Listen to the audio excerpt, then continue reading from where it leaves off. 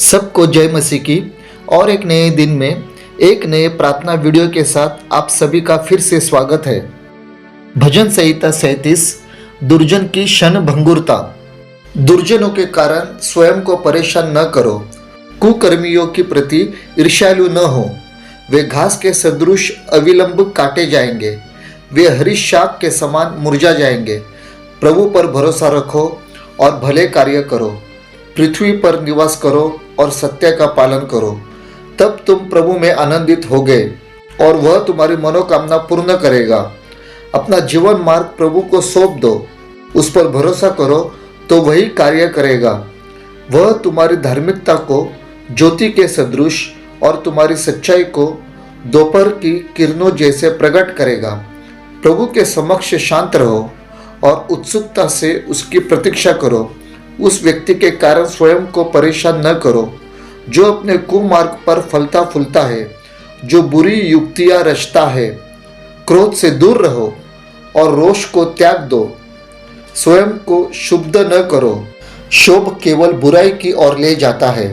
दुर्जन नष्ट किए जाएंगे, परंतु जो प्रभु की प्रतीक्षा करते हैं वे पृथ्वी के अधिकारी होंगे। कुछ समय पश्चात दुष्ट नहीं रहेगा। तुम उस स्थान को ध्यान से देखोगे, पर वहाँ वह नहीं होगा। दिन गरीब लोग पृथ्वी के अधिकारी होंगे, वे अपार समृद्धि में आनंद करेंगे। धार्मिक मनुष्य के विरुद्ध दुर्जन षड्यंत्र रचता है, वह उस पर अपने दांत पिसता है, परंतु प्रभु उस पर हंसता है, क्योंकि प्रभु देखता है कि दुर्जन के दिन समीप आ गए। पीड़ितों और दरिद्रों को धूल धूसरित करने के लिए, सन्मार्ग पर चलने वालों को मार डालने के लिए दुर्जनों ने तलवार खींची और धनुष ताने हैं, पर उनकी तलवार उनके हृदय को ही भेदेगी, उनके धनुष तोड़े जाएंगे। समस्त दुर्जनों की समृद्धि से धार्मिक मनुष्य का अल्पांश श्रेष्ठ है। दुर्जन की भुजा तोड़ी जाएगी, किंतु प्रभु धार्मिक मनुष्य का आधार है। प्रभु निर्दोष व्यक्तियों की आयु का प्रत्येक दिन जानता है, उनकी पैतृक संपत्ति सदा बनी रहेगी। वे संकट काल में भी लज्जित न होंगे, वरन अकाल में भी तृप्त रहेंगे। परंतु दुर्जन नष्ट हो जाएंगे। प्रभु के शत्रु घास के फूल के समान हैं, वे मिट जाएंगे, वे धुएं में विलुप्त हो जाएंगे। दुर्जन उधार लेता है पर चुकाता नहीं, परंतु धार्मिक मनुष्य उदार होता है और वह उधार देता है। प्रभु से आशीष पाए हुए लोग पृथ्वी के अधिकारी होंगे, किंतु वे लोग नष्ट हो जाएंगे जिनको प्रभु ने शाप दिया है। प्रभु के द्वारा मनुष्य के पग स्थिर होते हैं, उसके आचरण से प्रभु प्रसन्न होता है। यद्यपि वह गिरता है तो भी सदा पड़ा नहीं रहेगा, क्योंकि प्रभु उसका हाथ थामता है। मैं भी तरुण था और अब वृद्ध हूँ। मैंने यह कभी नहीं देखा कि प्रभु ने किसी धार्मिक को भी त्याग दिया, और न मैंने उसके संतान को भीख मांगते पाया। धार्मिक मनुष्य सदा उदार बना रहता है और वह उधार देता है। उसका वंश आशीष का माध्यम बनता है। बुराई से दूर रहो और भले कार्य करो, तब तुम देश में सदा शांति से बसे रहोगे, क्योंकि प्रभु न्याय से प्रेम करता है, वह अपने भक्तों को नहीं छोड़ेगा। धार्मिक मनुष्य सदा के लिए सुरक्षित है, किंतु दुर्जन का वंश नष्ट हो जाएगा। धार्मिक मनुष्य पृथ्वी के अधिकारी होंगे, वे पृथ्वी पर सदा निवास करेंगे। धार्मिक मनुष्य ज्ञान का पाठ करता है, उसकी जीभ न्याय की बातें करती है। परमेश्वर की व्यवस्था उसके हृदय में है, उसके पैर नहीं फिसलेंगे।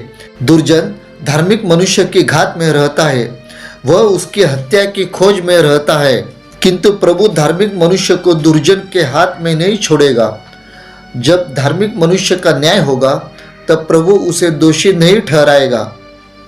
प्रभु की प्रतीक्षा करो, उसके मार्ग पर चलते रहो, वह तुम्हें उन्नत करेगा और तुम पृथ्वी के अधिकारी बनोगे। तुम दुर्जन का विनाश देखोगे। मैंने एक महाबली दुर्जन को देखा था, वह बरगद वृक्ष के समान विशाल था। मैं पुनः वहाँ से निकला, तब वह वहाँ नहीं था। यद्यपि मैंने उसे खोजा तो भी वह वहाँ नहीं मिला। निर्दोष व्यक्ति को ध्यान में रखो और सत्यनिष्ठ मनुष्य पर दृष्टि करो।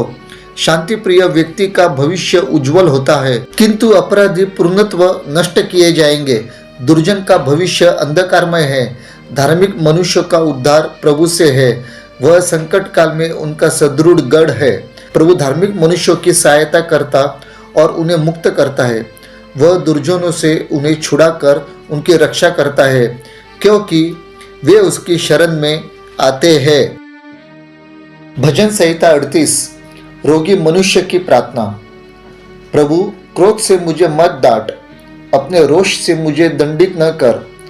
तेरे बाणों ने मुझे भेद दिया है, तेरा हाथ मुझ पर उठा है। तेरे क्रोध ने मेरे शरीर में स्वास्थ्य नहीं छोड़ा। मेरे पाप के कारण मेरी देह में चैन नहीं है। मैं अपने कुकर्मों में सिर तक डूब चुका हूँ। वे बोझ के समान मेरे लिए बहुत भारी है। मेरे घाव दुर्गंध में हैं। मेरी मूर्खता के कारण वे सड़ गए हैं। मैं झुक गया हूँ, धूल धूसरित हो गया हूँ। मैं दिन भर विलाप करता फिरता हूँ। मेरी कमर में बड़ी जलन हो रही है। मेरे शरीर में स्वास्थ्य नहीं रहा। मैं सुन्न पड़ गया हूँ, कुचल गया हूँ। अपने हृदय की पीड़ा के कारण मैं कराहता हूँ। हे स्वामी, मेरी वेदना तेरे सम्मुख है।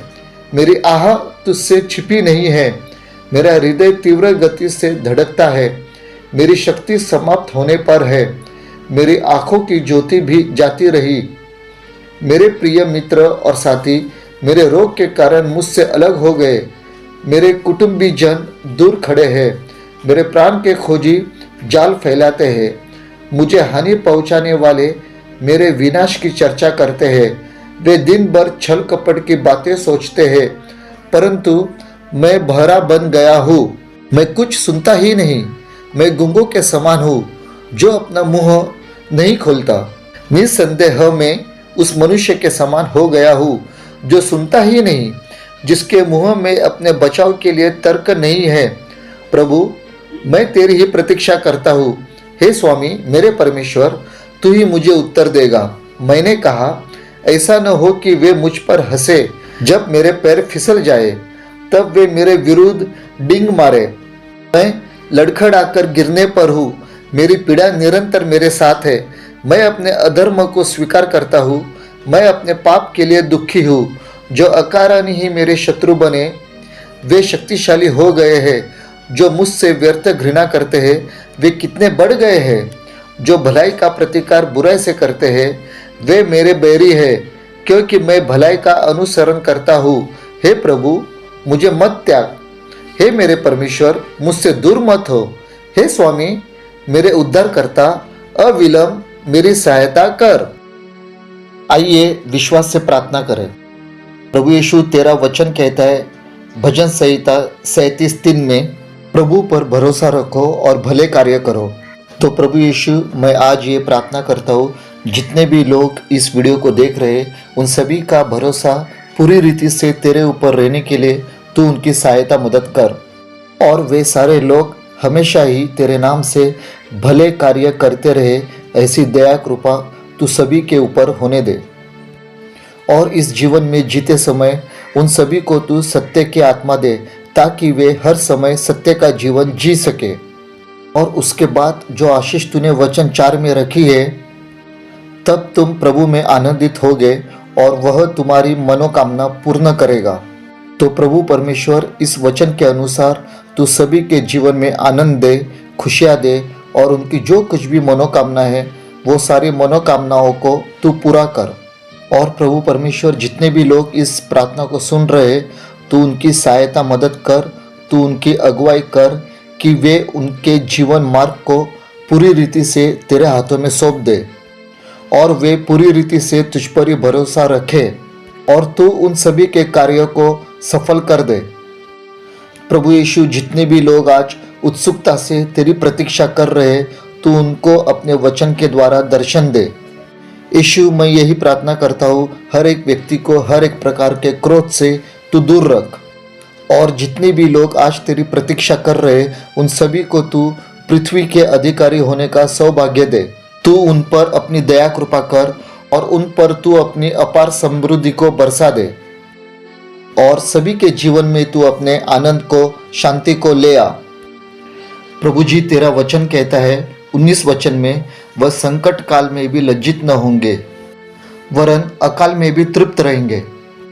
प्रभु यीशु, मैं आज यही प्रार्थना करता हूँ, जितने भी लोग आज किसी प्रकार के संकट से जा रहे हैं, उनको तू कभी लज्जित ना होने देगा, ऐसा मेरा पूरा विश्वास है।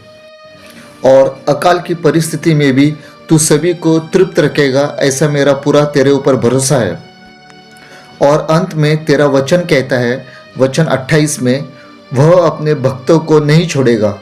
तो प्रभु यीशु, मेरी तुझसे यही प्रार्थना है, हर किसी के साथ तू रहना और उनको तू कभी भी एक पल भी नहीं छोड़ना, कभी भी न भूलना, और सभी को तू अपने पंखों तले सुरक्षित रख। यीशु मसीह के सामर्थ्य नाम से इस प्रार्थना को करता हूँ, आमीन। प्रभु यीशु इन भजन संहिता के द्वारा आप सभी को बड़ी आशीष दे।